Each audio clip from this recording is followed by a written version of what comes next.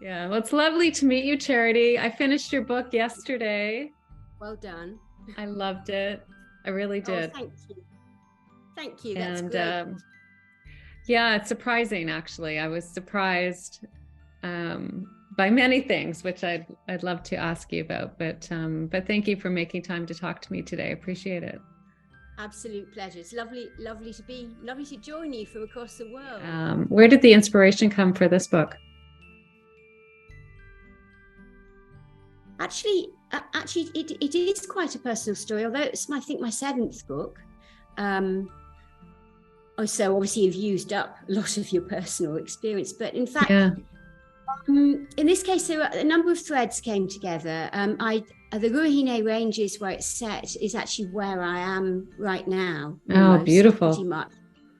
It is beautiful, and I was living in Wellington at the time for complicated reasons, and I wanted to set it in the Ruahines as a sort of, I suppose I was almost a little homesick for them.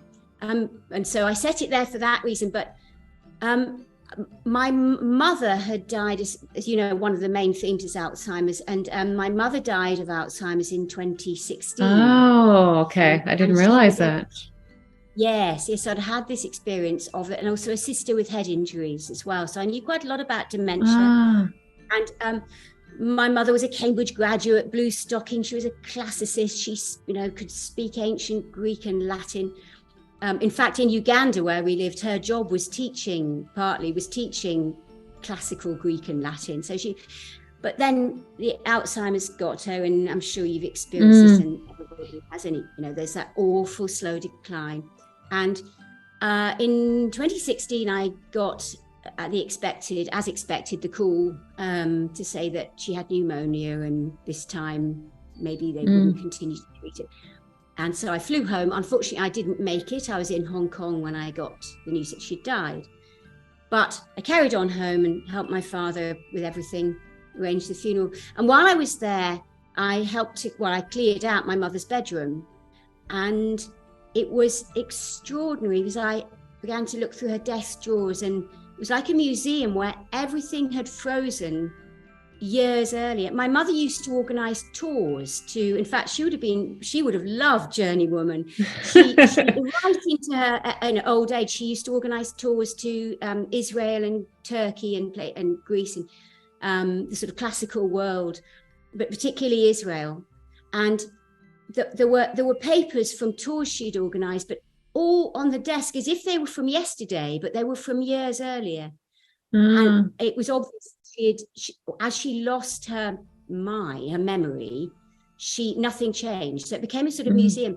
And I found her diaries, and they weren't diaries of what they weren't personal. They were diaries of what she was going to do, appointment diaries. But I found she'd written in it things like, to remind herself, things like charity is coming on this date, in big letters, unusually big letters, childlike. And I want to buy a coat like this. And she'd write it down to remind herself. And in the back, I found she'd written the names of all her children. Oh, my goodness. To remind herself that she'd written the name of Yanni, a little girl who came on the kinder transport when my mother was a child in the war. And they had this Jewish child, and she'd written her name. And she'd written next to it, never forget.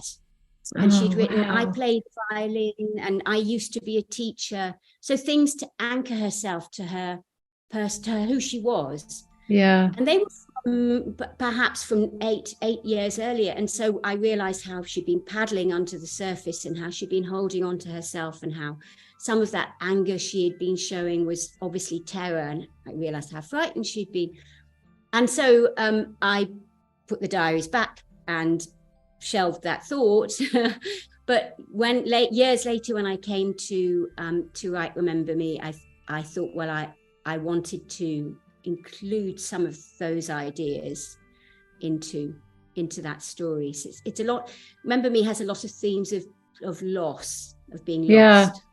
Yeah. Well, and I really felt the fear, that I haven't had personal experience with Alzheimer's, but I could feel it made me think differently about it. And more empathetic, I think, of what somebody might be going through and how scared they are. It's not just us who might be a little scared of their behavior. It's really them who are scared of everything that's, the way you described the fog in the brain and the kind of the mist rolling in. I mean, that really, I could really feel that, all those emotions.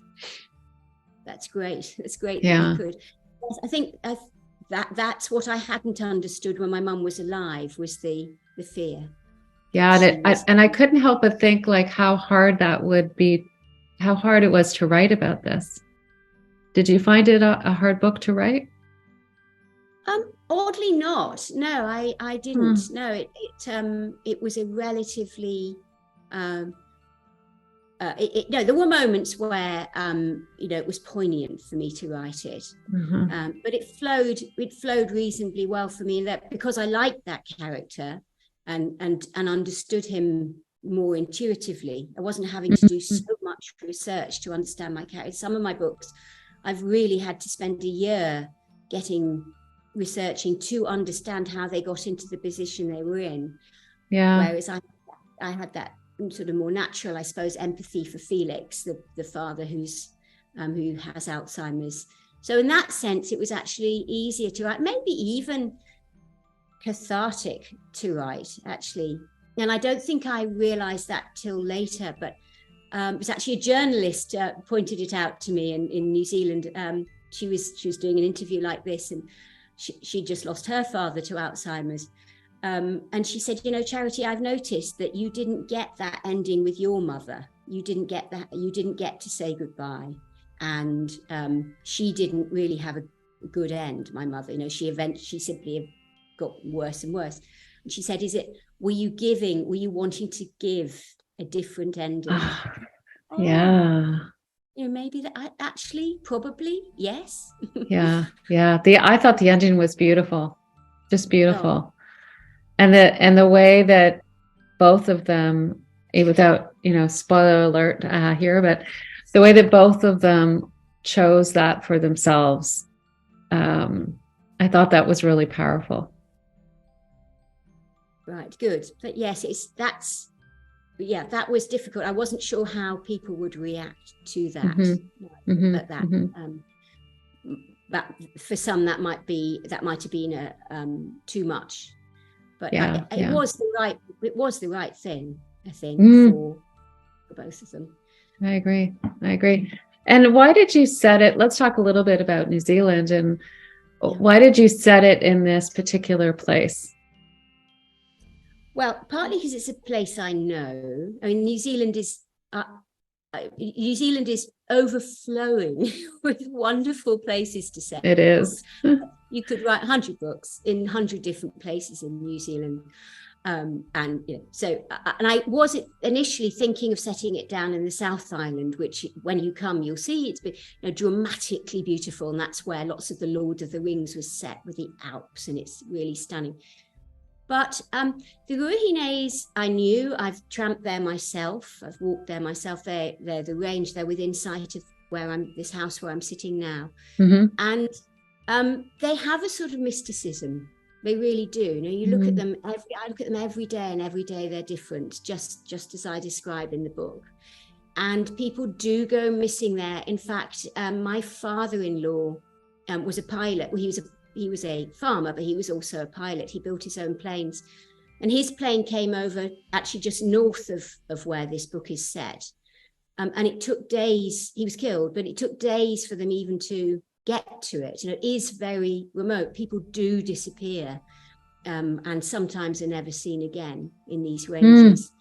So for all those reasons, and their sheer photogenic, glorious beauty, it seemed like to set it. And I was really keen to visit myself in my mind for a couple of years as well. Yeah, lovely. There is something about New Zealand bush. There really is. Yeah, I agree. Yeah. What is it you want people to kind of take away from this book, and I guess remember or learn from this book? a couple of the themes, it's a bit hard to it's a bit hard to avoid spoilers, to go into that without being on a spoiler.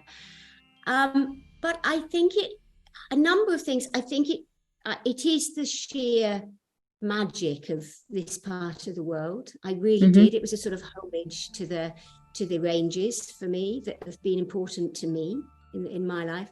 So there's that, and the what we were talking about before, the empathy, understanding of the person with whatever that, with Alzheimer's or with whatever it might be, it has a past. And that was the thing with my mother. There was all this past that when you see the confused elderly person, it's so easy to forget that there is this whole past, this whole person, this enormous collection of experiences and possibly some secrets. Yes. Was in this case. So I think it was that I wanted to paint. And also I really like to tell a rollicking good tale. I mean, I like to read a really good story. And so I try to write something that is simply a story. And I think that can stand by itself as a story that can catch the imagination. Yeah. And in this case, kind of a surprising love story. Yes. Yes. Yes.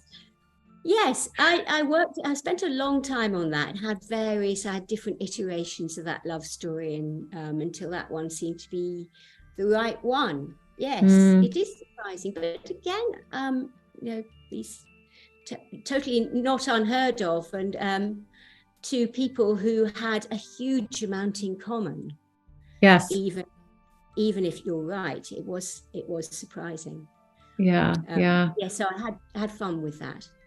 Yeah, I was telling my partner Tom about the ending, because I don't think he'll read it, but I said I just wanted to tell you how beautiful it was, because I find often we're afraid to talk about death, and I had the privilege of being with my Nana when she passed away, when she was 92, and she made a choice too. She chose that there was nothing wrong with her.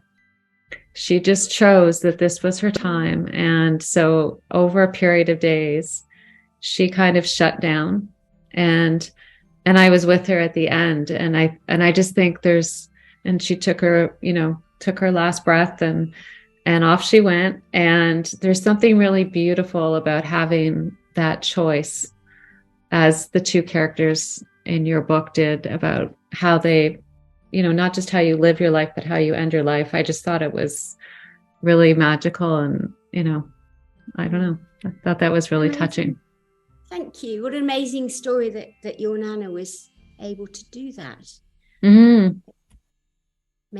Well, and for me to be there, I think I was 22 or something. And, I just, I think at some point you realize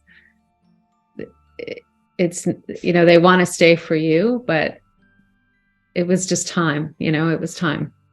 And so I always, and I kind of think she's hanging around, and she's watching, and she's still here, right? So yes, and she was a torchbearer, wasn't she? She showed you how it can be done.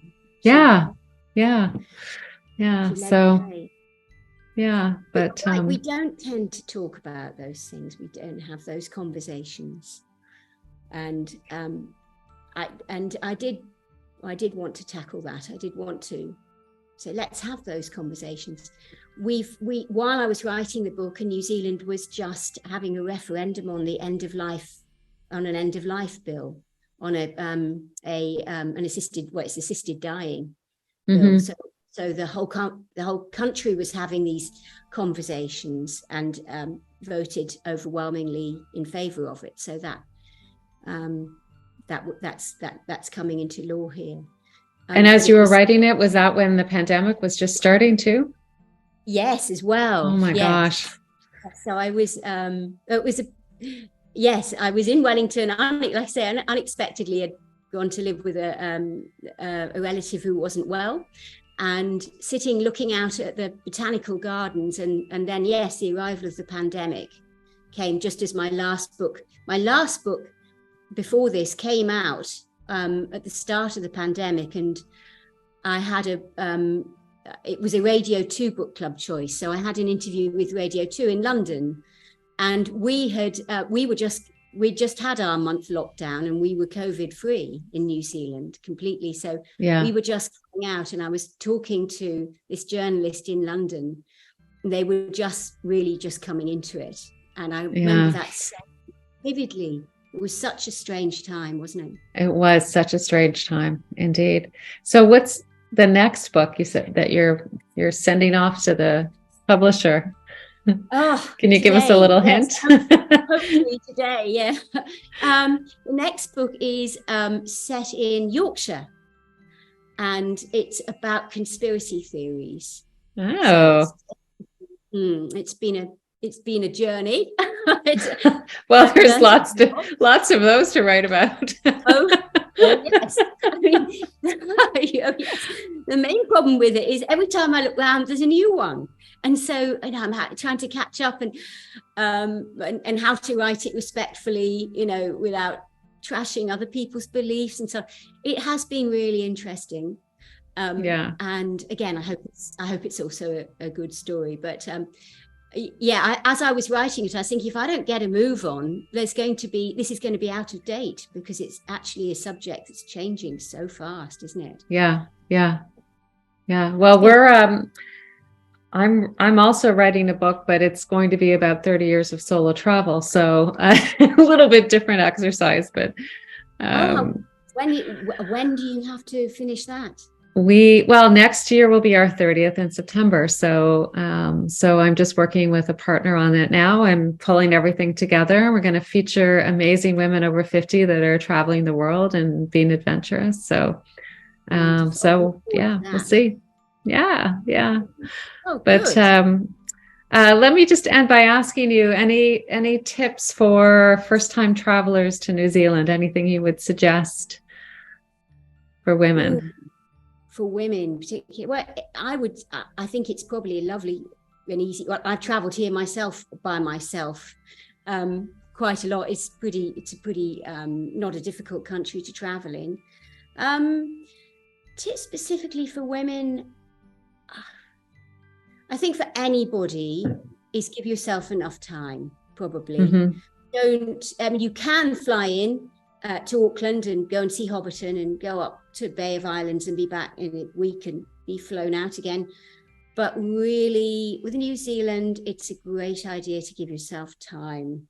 Yes. People are lovely here. They will stop and talk to you. So you can be by yourself. You can go into a cafe, and an hour later you've met half a dozen locals, and they've invited you to their homes, and they're probably not mad axe murderers.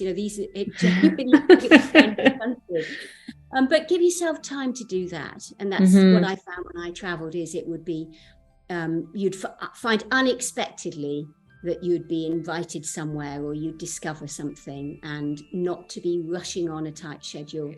Well, great. Well, this has been wonderful talking to you. Thank you so much.